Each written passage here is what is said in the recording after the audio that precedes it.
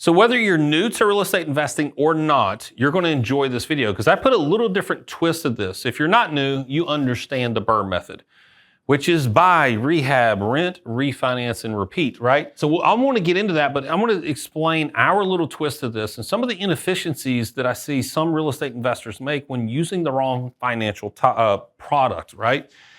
i.e. a mortgage. So in this, we're going to substitute in with a home equity line of credit. Let's say with your primary residence, you already unlocked access to that equity and you've got access to that cash that now you could deploy. It just sitting there doing nothing is doing that. It's not earning you anything. So why not utilize good, smart debt for greater asset and cash flow assets like real estate? So number one, obviously you find a distressed property. Well, what are you going to do for the down payment? Instead of going and getting a mortgage or a hard money loan that's going to have closing costs, high interest rates, and points, you could utilize the HELOC that you already have on your existing property as the down payment.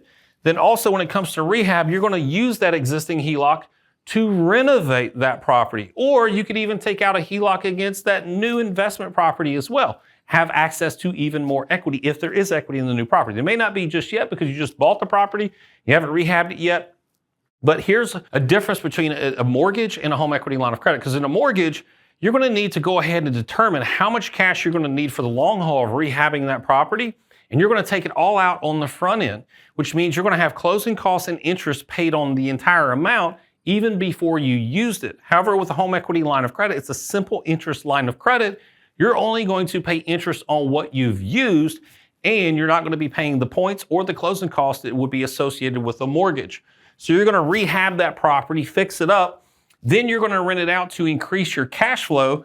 Now you're going to refinance it to gain access to even more equity via a home equity line of credit. So again, now you're avoiding the closing costs and the points and the high interest rates associated with the mortgage. But the purpose of doing this is to gain access to the equity. If you do it, once again, inside of a mortgage, you're going to have to determine the total amount you want access to right on the front end, and you may not use all of it right now.